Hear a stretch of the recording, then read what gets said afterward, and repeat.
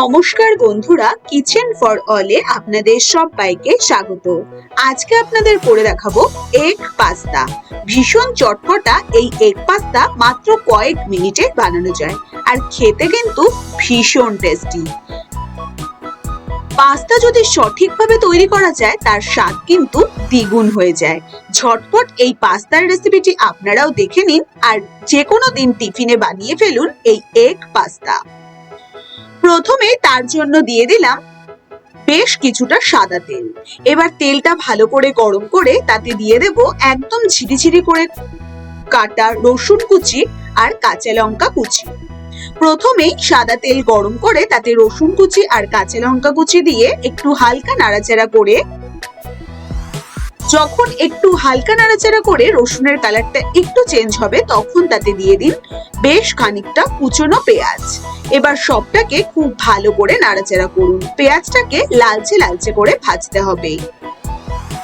এবার তাতে দিয়ে দিন এরকম ছোট ছোট টুকরো করা গাজর। প্রথমে আমি গাজরটা দেব, তারপর আমি টমেটো আর ক্যাপসিকামটা দিয়ে দেব। এবার গাজরটাকে দিয়ে এবার খুব ভালো করে গাজরটাকেও একটু হালকা ভাজা ভাজা করে নেব।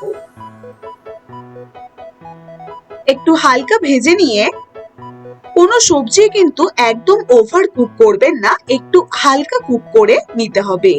এবার তাতে দিয়ে দিচ্ছি টমেটো আর কিছু ক্যাপসিকাম। এবার টমেটো কুচি আর ক্যাপসিকাম কুচি দিয়েও সবটাকে বেশ একটু ভালো করে লালচে লালচে করে ভেজে নিন।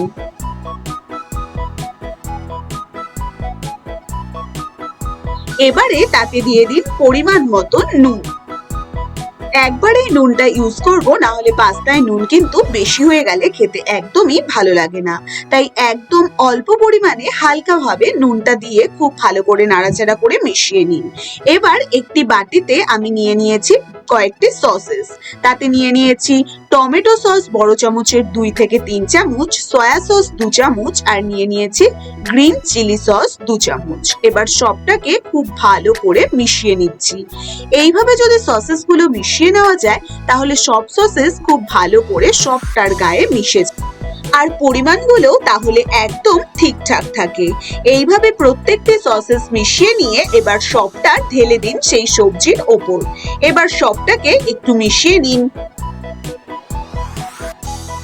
সব সবজি কিন্তু ওভার কুক করিনি, বেশ একটু হালকা কাঁচা কাঁচা থাকে, খেতে ভীষণ টেস্টি হয়।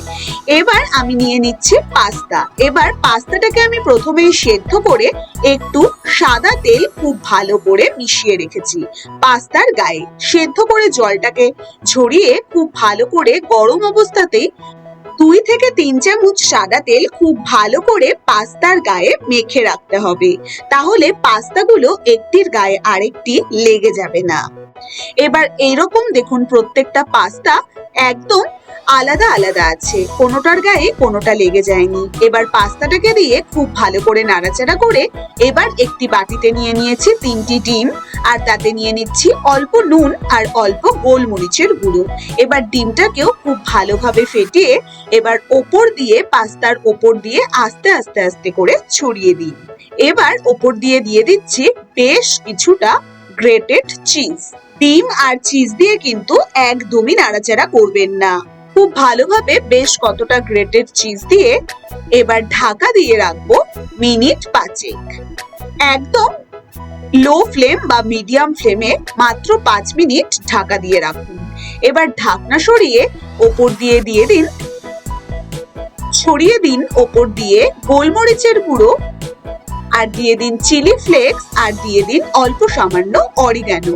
এবার খুব ভালো করে সবটাকে মিশিয়ে নিন ওপর নিচ করে। এইভাবে পাস্তা যদি কখনো না বানিয়ে থাকেন অবশ্যই একবার ট্রাই করে দেখতে পারেন। আশা করি সকলেরই ভীষণ ভালো লাগবে। এবার প্লেটে তুলে গরম গরম সার্ভ করে দিচ্ছি এই টেস্টি এগ পাস্তা। যদি আপনাদের রেসিপিটি ভালো লেগে থাকে অবশ্যই আপনারাও যে কোনো দিন আপনাদের টিফিনের জন্য বানিয়ে ফেলতে পারেন সন্ধ্যাবেলার বা সকালের ব্রেকফাস্টের এই টেস্টি এগ পাস্তা।